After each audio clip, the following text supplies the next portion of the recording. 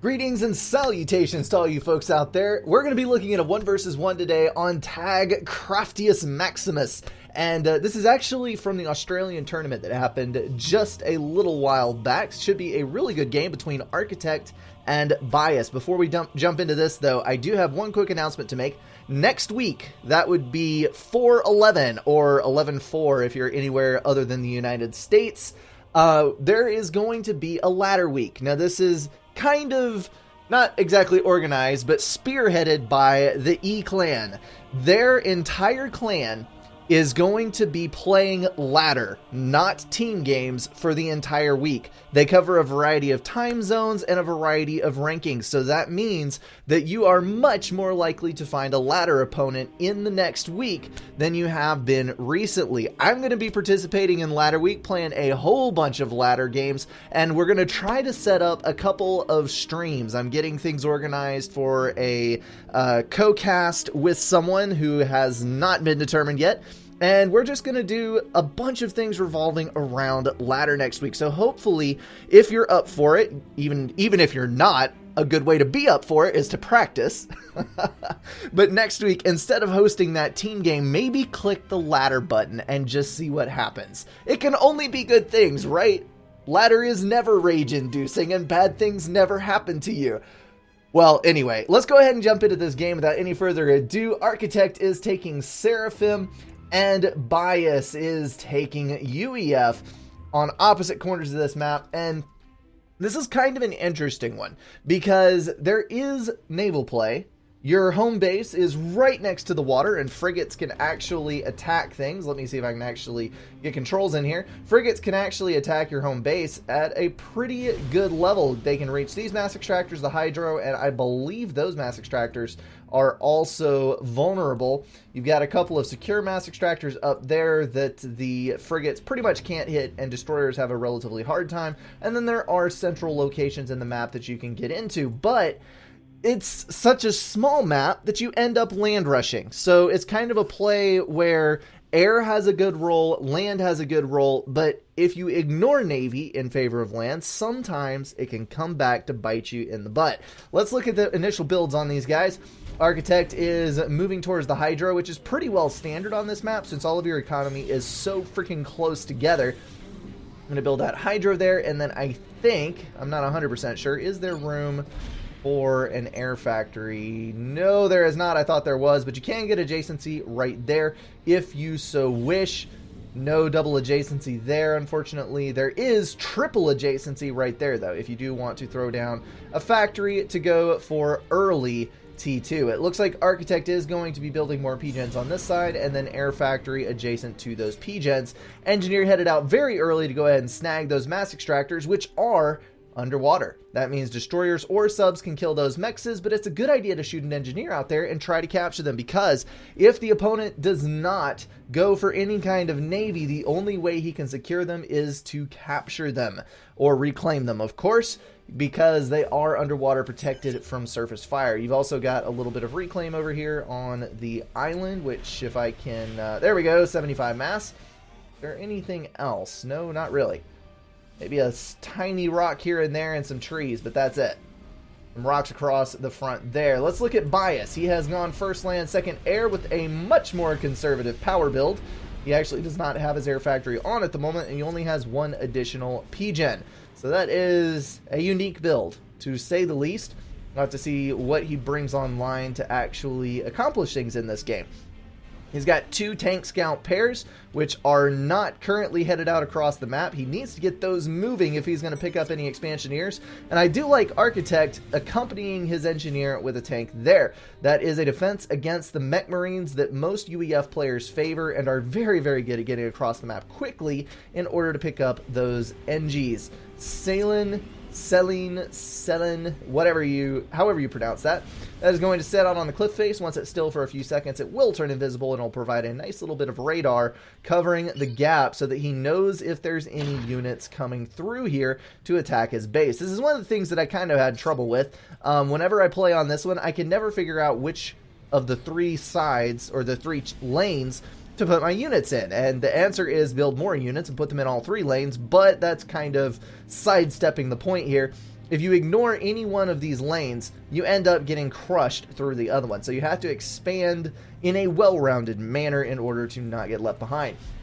There's another clump of reclaim there, which I'm assuming is symmetrical. Yes, it is. So that's pretty much it as far as reclaim goes. Here, and across that cliff face. As far as in your base goes, there really isn't anything to speak of other than a couple of trees.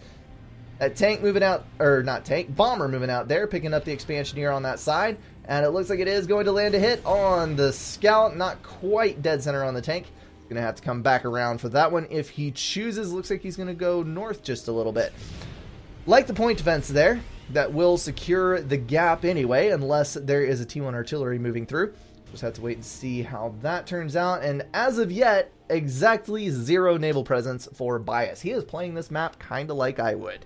Just focus on the land, tie up all of your loose ends, and hope that you can win early enough that you don't need Navy. 1 land factory still, which gives a pretty scarce number of units. Architect is putting down his 3rd land factory, so if Bias does not get on the ball here, he is going to get outproduced very early in this game and simply shoved off the map. He's got to fix that, got to get some more build power up. Looks like he is going to claim all of these things with his ACU, snag all those mexes. We do have an engineer over in the right corner for Architect. Going to cap those mexes, but I'm not sure how long he'll be able to hold that with the ACU occupying that corner. More land factories still going down for Architect. He is sitting on 33 mass income and overflowing from a bit of reclaim and power stalling. Holy hell, you need to pause that air factory and do something. Interesting fact. Building a land factory costs more energy than building the unit that the factory will produce when it's complete. So, if you have exactly balanced power or slightly negative power building your factories, that means that you're going to be exactly balanced or slightly positive when you complete the factory. Building these is a pretty power intensive proposition. You can see drawing 50 power there and drawing 20 power actually building the tank, even though it's more than double the power and not quite double the mass. That is the answer to that question. Okay, so Bias has found a couple of tanks here. He did get that mass extractor built. He'll be able to reclaim those if he so chooses. And he blipped the Cellen with his Omni. Thank goodness all ACUs do have Omni internalized, because if they did not, you could get yourself into all sorts of nasty business. And that is pretty much going to wrap up the early portion. We do have a few more tanks coming out.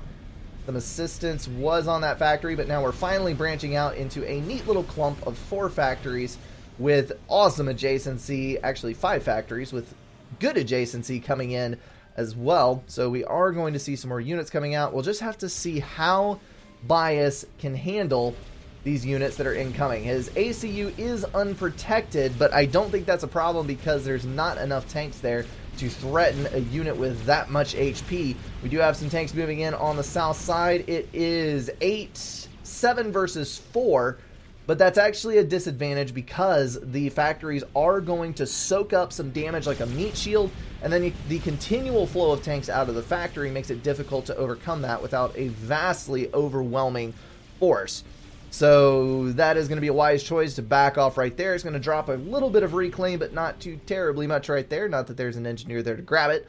And Architect is going to bring in enough tanks to easily defend that outpost. One thing that worries me here is that Architect is ramping up his economy through grabbing mass extractors on the outside of the map. This is going to be really interesting to see how this plays out, because technically Bias has land control, maybe not map control.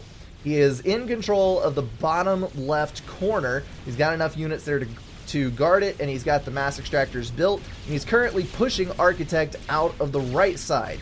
So that's going to lose a potential hydro for Architect, and he's already struggling for power more than his opponent is.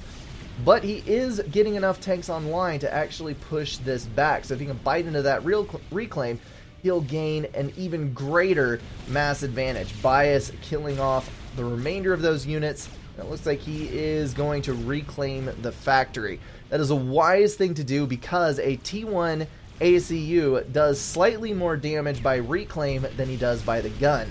Of course, that's not counting overcharge, so it's not a super accurate representation all of the time. there is a T2 tank. That fully explains why Bias's unit count was so much lower starting just a minute ago. He went for that T2 upgrade, and he's getting pillars online. Hopefully that works out for him, because he lost a little bit of headway on that.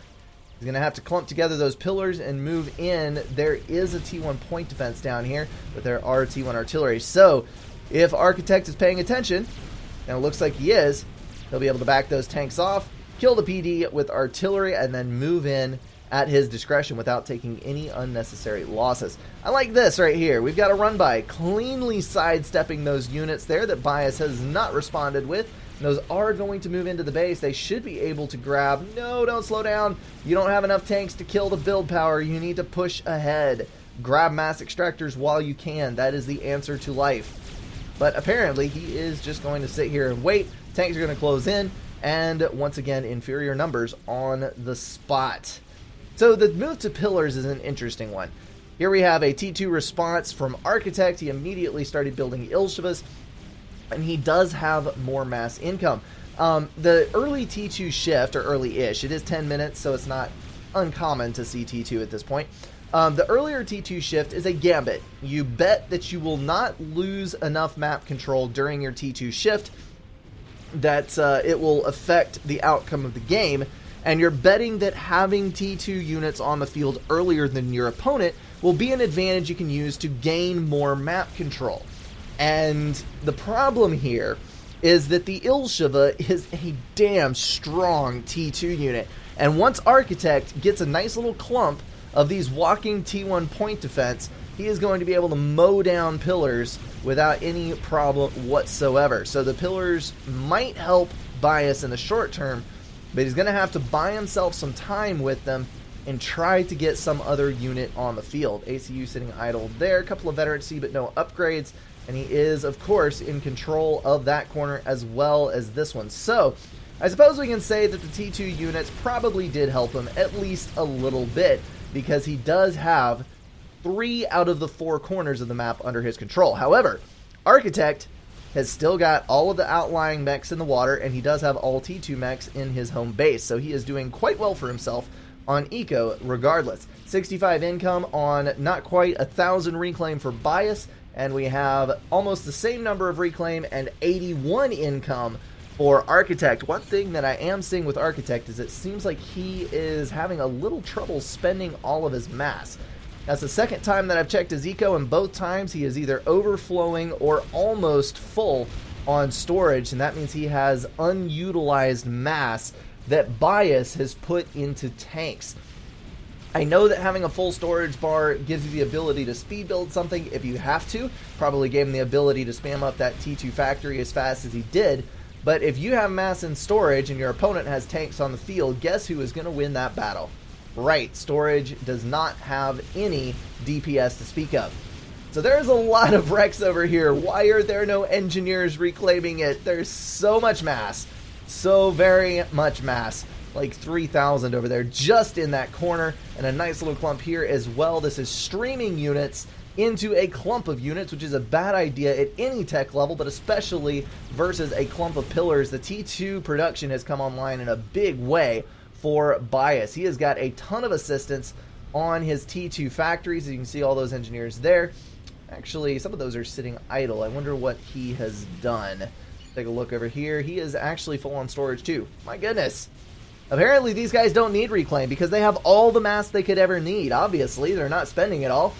Ilshiva standing back. This is the biggest advantage of the Ilshiva right here. They're able to hit from range. They outrange the other T2 units except for the mobile missile launchers, which don't really count as a combat unit, and the range bots, which are kind of paper and you can get rid of with T1 bombers. So they pretty much reign supreme over the mainline T2 units. Very, very strong. A lot of people call them T2.5, which is an understandable comparison. I guess they're kind of similar to Titans, but Titans die to them. And they're on opposite sides of the HQ. Maybe the Titan should be a T2 unit. I don't know. Either that or it needs a buff.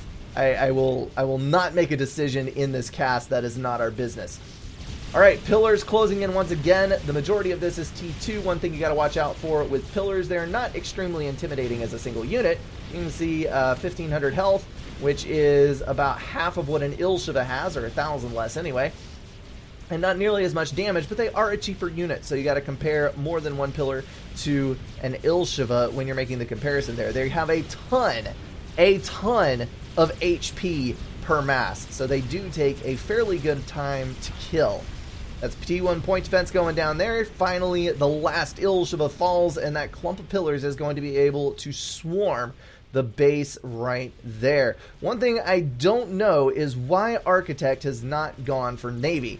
He has all of these mechs claimed. He knows his opponent is not in the water. He has to know that because nothing has attacked any of his mass extractors, and he's built very forward ones, but he's not taking advantage of that potential strength. More build power going down. That is the last thing Architect needs, although he is finally spending all of his mass. So I suppose losing those factories is not as critical as I thought it was just a second ago. He does have plenty of T2 factories over here, and he is building with fairly heavy assistance as many Ilshevas as he can shove out. There's the engineers. Finally, Bias is going to bite into this mass, and I think that is probably going to feed a T3 shift. If I had to guess, that is what I would do with all that mass. It's still on T2 with the HQ. Once you get the Percivals out in the field, Percivals will counter Ilshevas and everything else that walks on the land, or rolls on the land for that matter. Percivals own everything. Bias does have T2 on his commander, and he's building triads to help put some distance between him and those Ilsheva's hordes. As long as he can do some damage from range and maybe land an overcharge or two with his ACU once they do get in close, he should be able to maintain control, at least in the corner that his ACU occupies. This is where we're starting to get dangerous. We got about 20 Ilshevas in one spot. They're able to use their superior range to focus more units on the same target than their opponents can. And this is just going to eat that group of pillars alive as long as it is at least doing some semblance of kiting. Looks like walking away and coming in a diagonal is going to be good enough. They're going to drop 4 or 5 pillars as these are working on coming in range. I've already seen 5 pillars die and 1 Ilsheva die. And that is the advantage of long range. Pulling away still. More pillars falling. Another Ilsheva bites the dust. And another, but it is not enough. Those pillars are going to fail. And he might even lose some air out of this one. If those Ilshevas finish chewing up the land units, they will be able to bite into those interceptors. So still on T2, building a T2 power generator. That might be what's holding Bias back. He's only making 1k power. So if he does shift to T3, he's going to be in a little bit of a power stall situation. I like the TMD there. Looks like we got T2 power going down for Architect as well. And that is a couple of Mongoose, actually, upgrading the Dong Cannon. I wonder what that is. I love naming mods. Some people just do the most ridiculous things with them. One of my favorites is the Pokemon naming mod. Or the, Pokemon naming mod. That is Notify mod that he is using right there. Okay, so Ilsheva is still moving up into the base.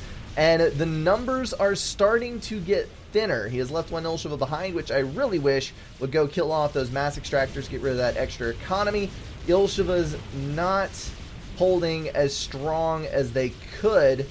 They're going to get into the base, but I'm not 100% sure that they will have a sufficient number to actually do any damage. So we're just going to have to keep an eye on that over there. So many wrecks on this side as well. All you have to do is Alt right click, set an attack move order from a factory right there, and you would be able to reclaim the entire clump of wrecks from a stationary group of engineers. That is a decent ways back from the fighting, so you don't lose those things while they're trying to suck up the mass for you. And Pillars trying to kill off all the Ilshevas. This is what I was saying. Oh, power generator going down, taking a bunch of build power with it. That was a good target for Architect. This is what I was saying about attacking in the base being a bad idea, because the factories have soaked up 1,000 damage, 300 damage, 500 damage. Their meat shields is all they are.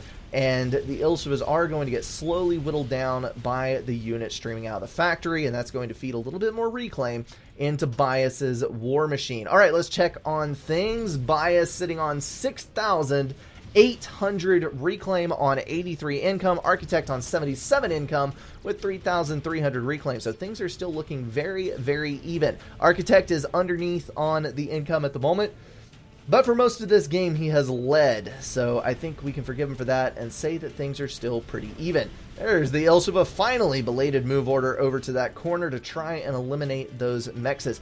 These guys are still running toe-to-toe, but as this moves forward, I think Architect is going to have a harder and harder time keeping the UEF player at bay. We've got a point defense creep up here in this corner. We have got a large number of T2 tanks moving in, but if he focuses all of his Ilshivas on that side, he should be able to take care of it. That is a lot of engineers eco-whoring. Of course, you can never have too much eco, so that is a thing. I still don't understand why he's not in the water. Going Navy would make so much sense at this point. Ilshivas are not going to be in sufficient number to kill all of those pillars, so unless he kites like he has never kited before, or just doesn't engage at all, he's going to lose all of those Ilshis. And those T1 factories still just streaming units in to sit right there. Hey, look! He took my advice. There's the T1 engineer on the attack move. All it has to do is reclaim one T2 wreck, and that engineer has paid for itself twice over. So it is always worth it to send in engineers for reclaim. Always, especially at this stage of the game, even if you do send them in to die. Bias still moving forward, throwing down point defense as he goes. He's even got flak to cover his ACU just in case of an attempted air snipe. That is a good idea. Something that I forget to do on a regular basis. Mass storage still going down for Architect. He is scaling his economy. Let's check on the reclaim now that he's biting into all of that. 5,000 reclaim on 85-ish income, but going up rather rapidly with the reclaim there. 8,000 for Bias. Far, far ahead on reclaim. Got another engagement on this side. Mongoose adding in a fair bit of damage from that extended range. The area of effect is fantastic on the grenade launchers those things have.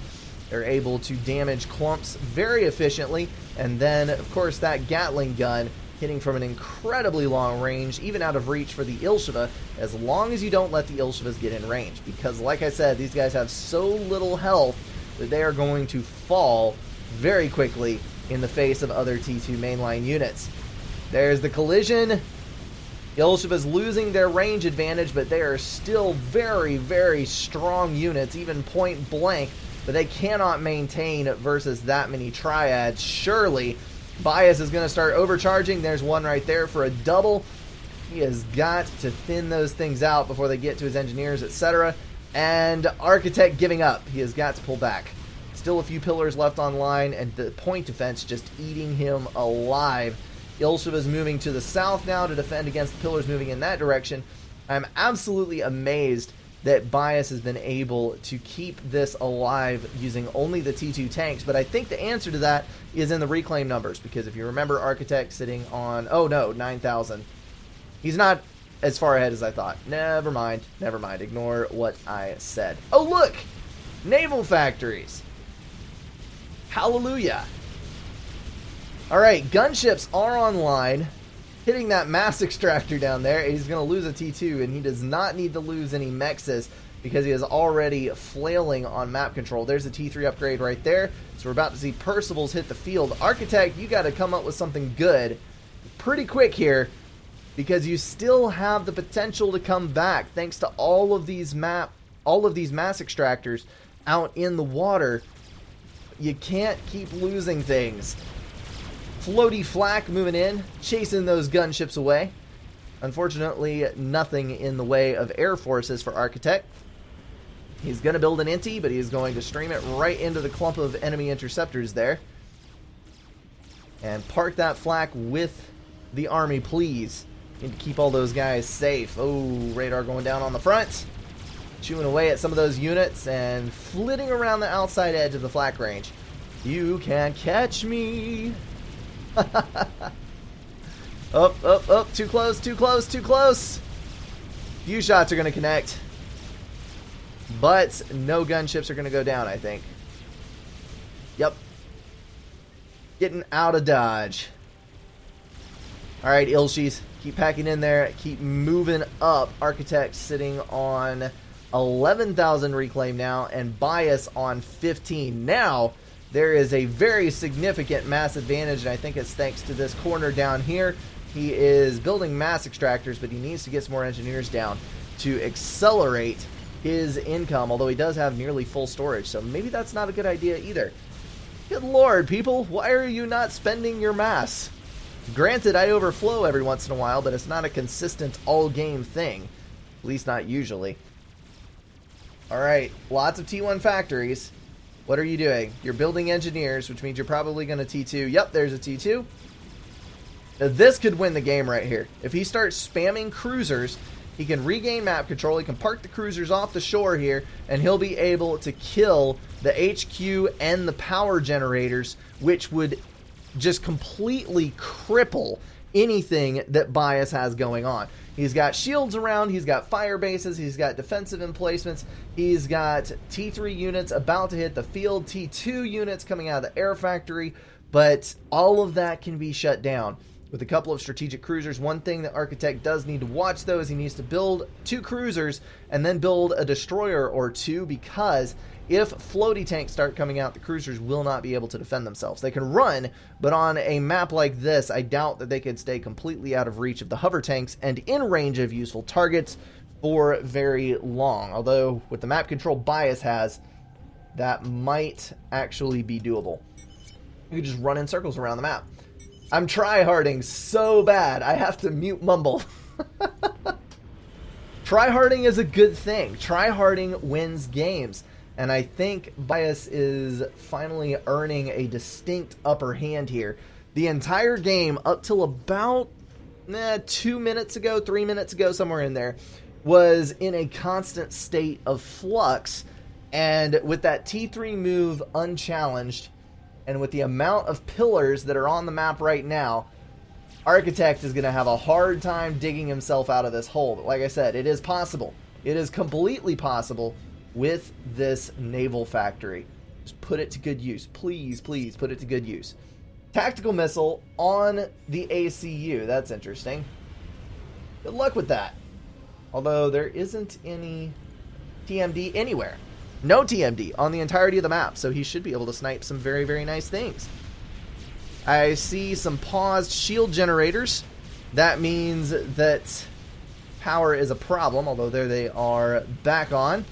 Pillars moving up just a little bit. There are sufficient Ilshivas to take care of either one of these groups of pillars, but both groups and the Percival are going to be too much here. He either needs to build some... Is that second gun? That is second gun. That's interesting.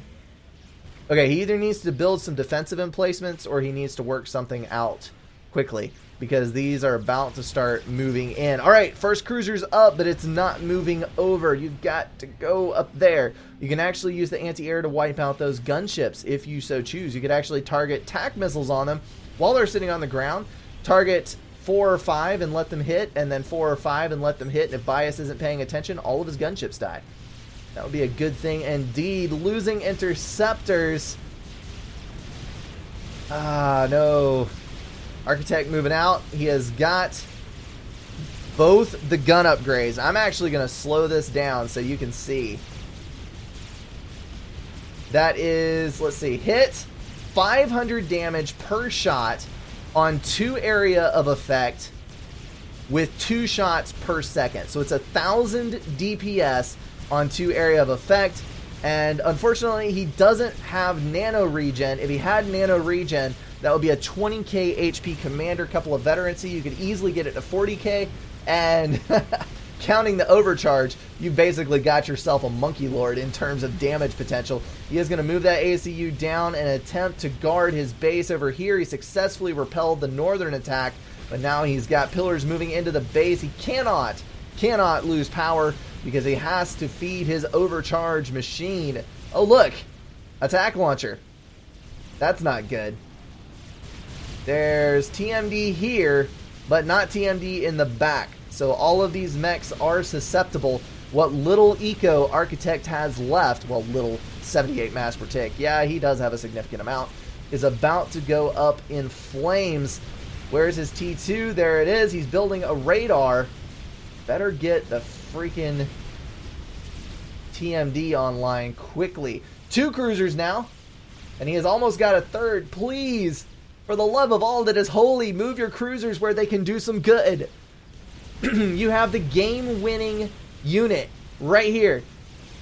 You've got your base protected. You have an ungodly powerful ACU that will be able to kill just about anything that comes his way. 3 shots to kill a pillar, and if there's more than 1 pillar next to each other, you'll kill them all at once. Another attack missile flying in. That's going to be 3 mechs down, 61 income for Architect. Just move the freaking cruisers. Please, it's hurting my soul. I think I know what's happening here. I think Architect is suffering from ladder burnout. This happens sometimes once you get a half hour into a game. If you're on an intense game that's taking a lot of micro and a lot of concentration, you just slip and you can't function anymore and you don't know what to do, and you have all of the tools in your hands to win this game and you just can't follow through on it. Power generators going up after the energy storage chains them. That is going to take away overcharge, at least for the time being, from that ACU. Architect needs to build another. He is on 4,000 power at the moment, which will not trigger the best weapon that he's got. He's getting an upgrade. Probably nano regen. I hope nano regen, because that'll give him a little bit more survivability. Nope, that is charging the tac missile. My bad, people. I should have known. 3 cruisers. Almost 4 cruisers. Come on, please. He is down to, well, 198, but that's reclaim. I think we can all realize that's reclaim. He has got to be sub 50 income. Well, maybe 50. Actually, he's probably 53, 52 income. But here comes another attack missile. Sorry, brain is just dead. I'm just sitting here. Yup, that is it. Oh, come on. Architect fought well. He teched up. He had all of the tools at his disposal to pull that off. And then it was just brain fart in the end. 5 veterancy, 17,000 health with a buttload of regen. It is not the 10 that's showing in the corner there. That is wrong. It's got way more than 10 regen, I'm sure. Mowing down those mongoose. 2 shots apiece. Like I said, the area of effect is nice. That long range shot right there, that was the ACU shooting at a unit that died before the shot hit it, and so the shot went through and passed and hit something way in the back. It's actually kind of a cool thing about fully simulated projectiles. You're going to lose the energy storage as soon as something targets it, and then that ACU is going to be helpless. The cruisers have moved up. That's a good thing. If they would have moved up, 7 or 8 minutes ago and started doing this, where you're hitting the P-gens, hit the build power, hit the HQ, this would have gotten it right there. It's all it needed. Architect saying, I'm coming up out of the water. I'm going to accept his defeat gracefully, and I do not blame him for that. I have been in this exact situation, and I think a lot of people have. Not only do you have to make all the correct game decisions, you've got to follow through and keep track of where your units are, what they're doing, and what you need to accomplish. And it just didn't come together for Architect. GG though. Very good game. Also bear in mind that this was a tournament game, so there's no telling how many games of this intensity that he had already played before this one. Alright, that is Craftiest Maximus, a map that we don't see too terribly often, but is kind of a hidden gem. It does offer a lot of unique gameplay situations. If you go back through and watch the replays on this map with some of the really good guys playing on it, Zoc, Craze Chariot, there are some classics that have taken place on this battlefield. Okay, that is going to wrap it up for this time around. Do not forget about Ladder Week next week, 4-11 or 11-4, depending on depending on your place in the world. Let's all click that ladder button once or twice. As always, thank you so much for watching, and I'll see you guys in the next one.